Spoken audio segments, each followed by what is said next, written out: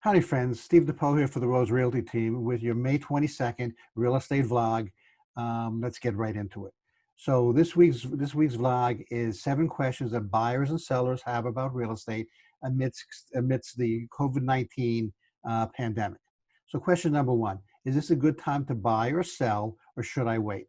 Here's the truth of the matter. Buyers are still buying and sellers are still selling, okay? Now, sellers sellers are outpacing buyers right now, so it means it's a little bit of a buyer's market. We expect that to turn around about mid to end of summer, but still quite a little bit of a buyer's market right now.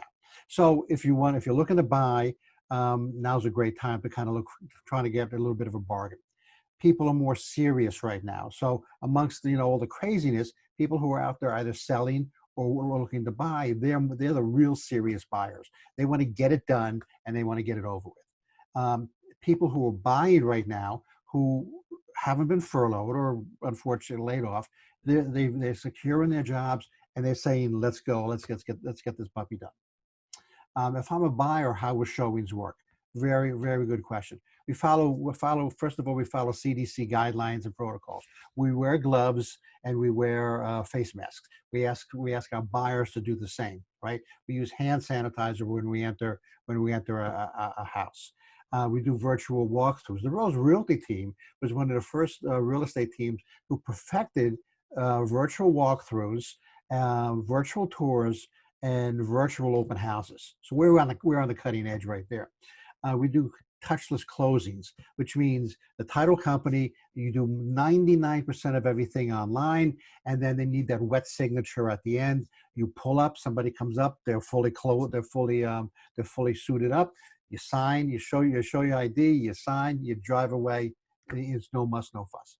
And we ask you to focus. So in the past, maybe you saw 6, 8, 10 houses, kind of walked through, took notes, etc., took pictures maybe. Now we're asking you, okay, we'll give you 8 or 10 houses to take a look at. Let's narrow it down to 2 or 3, okay? We can go in and take video for you and let you pick out your favorite house. Maybe you see your favorite 1 or 2 houses and make a decision. Before this all started, and I'm talking January and February, we, the Rose Realty team, had 4 closings with people who were out of town, who never stepped foot in the house, okay, we did videos for them. They saw the videos and they made a decision. 4 closings before this mess even started. So we're kind of experts in it. What about getting a mortgage is a very good question. So the really big thing about getting a mortgage right now is working with somebody who can get you to closing, right?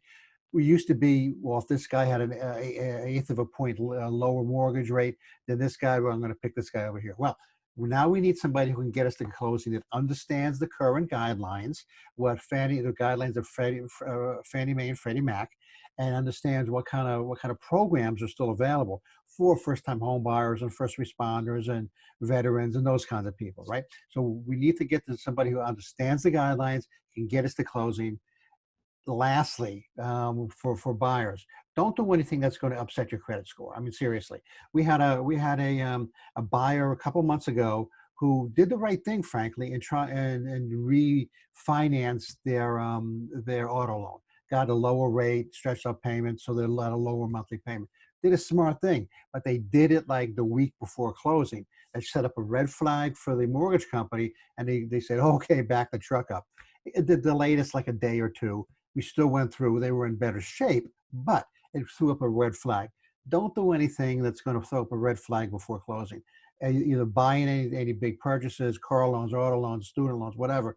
Don't do it right before closing. It only upset the apple cart.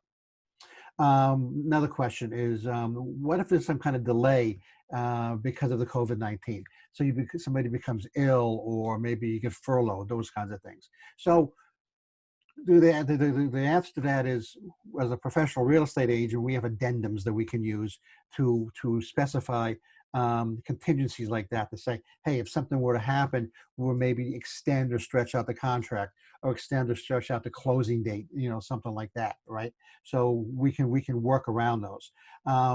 There's actually people today are more flexible. Buyers and sellers are more flexible, not only in terms of walkthroughs and showings and that kind of stuff, but saying, hey, if they've actually got somebody who's interested in my house, that means I can move on to my next thing, my next house, my next gig, move out of town, whatever it is. And so people are more flexible and more understanding amidst this virus or pandemic.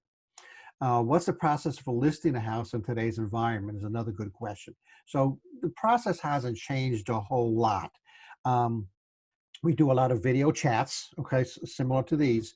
We'll do a presentation online. We'll ask you to maybe walk around with your cell phone and do a live chat so we can take a look at your house. You know your house better than anybody else, so you're going to show us the highlights, the crown molding, the kitchen cabinets, the wood floors that you have, those kinds of things. And we'll be able to make a determination about the valuation on your house. But we can do it virtually and remotely through video, and that keeps us out of your house, so you feel safe and safe and secure. So we do video walkthroughs as well. We also ask for flexibility. Everybody's more flexible nowadays, like I just mentioned. Okay, and so maybe we're gonna ask you to sign something online, or maybe we're gonna come to your house and actually sign the contract while we're waiting outside. Those kinds of things. But everybody's now more flexible nowadays, and understandably so. Another question is, how will showings work if I don't want anybody in my house? A very good question. This goes right to the heart of the matter. So again, number one, when we bring somebody into your house, we use social distancing and good CDC guidelines with masks and gloves and those kinds of things, okay? We use a lot of hand sanitizer. We also ask you, the homeowner, to prepare your house for the showing, which means open all the doors, turn on all the lights. You don't want us flipping on lights and touching your door handles and that kind of stuff. So we ask you, hey, turn on all your lights, open all the doors so we can just walk in and take a look. Okay. We do a lot of video walkthroughs of your house and video tours. So we can come in there once, we can do a video tour for, our clients, or if I'm your listing agent, for any potential clients. And then people don't have to go in your house maybe but once to take a look, that final look to say, yeah, this is the house I want. And like I said, prepare for showings, keeping doors and windows, keeping doors open, lights on, those kinds of things. And here's a great question. I get this all the time. Will the real estate market bounce back after this, pandemic is over with? If anybody tells you they no, absolutely, I'd kind of turn around and run the other way. Okay, but here's my take, and I'm an optimist, so I'm always an optimist. My answer to you is yes, and for the Dallas Metroplex, and here's why. We're in a housing shortage in the Metroplex, right? There's not enough houses to go around.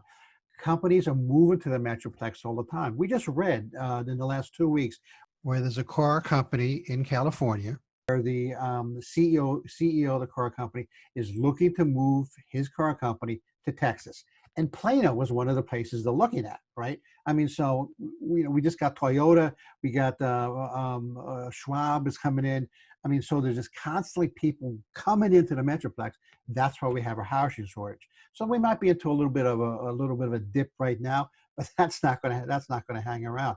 I would predict that by the middle to end of the summer, we're back going full bore, full steam ahead, and prices will continue to rise. Okay, that's my prediction.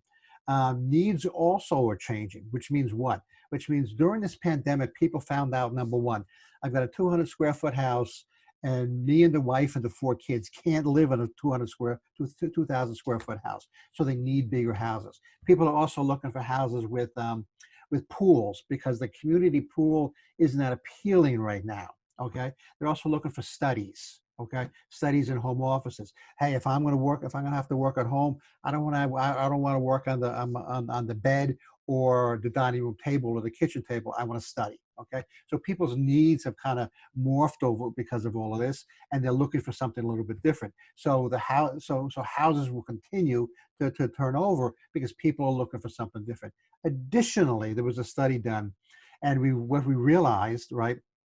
If you take a look at the news, a lot of the centers of the of illness, if you will, okay, are in the big cities. So New York, obviously, L.A., some in Dallas, Fort Worth, Austin, Houston was kind of a hotspot. And so people are wanting to move out of and move away from the cities into a more rural area. Think of the places, North Dakota, South Dakota, they have the fewest number of cases in the whole country. Why? They're spread out. They're not quite as populated, and they're spread out. So there's that people aren't focused around, kind of the big cities. And so people want to kind of move away. So we want the people are moving to places like Ponder, Sanger, Allen, Frisco, and further away from Dallas and Fort Worth. That's great news because that's where all the construction, that's where all the building is, right? So people's needs have changed, and so things will morph over time. So yes, we will bounce back. I just saw interest rates yesterday at 2.875. Okay, for 30-year fixed. Okay, great. I mean, that's phenomenal. I predicted a couple months ago we'd soon see interest rates in the two, and there we go. So those are your 7 questions for people, for homeowners and buyers amidst this COVID-19 pandemic. I hope that was useful for you, because I kind of enjoy researching those questions and answers. Look for my video on Wednesday about weekly market update. And next week next Friday we're going to talk about how to create functional spaces in your house, which is very important today. But more and more companies are saying, yeah, you know what? People can work from home, and you're sitting there saying, okay, where am I going to work? The kitchen counter? I don't think so. So how can you turn a spare bedroom or your dining room or your kitchen table or whatever, or maybe a corner of your master bedroom into a functional space where you can work and be productive without all the